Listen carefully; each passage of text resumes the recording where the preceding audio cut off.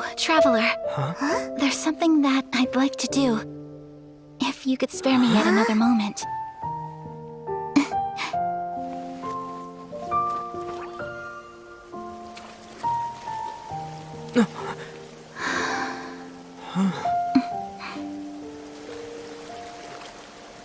Please, keep your eyes on me.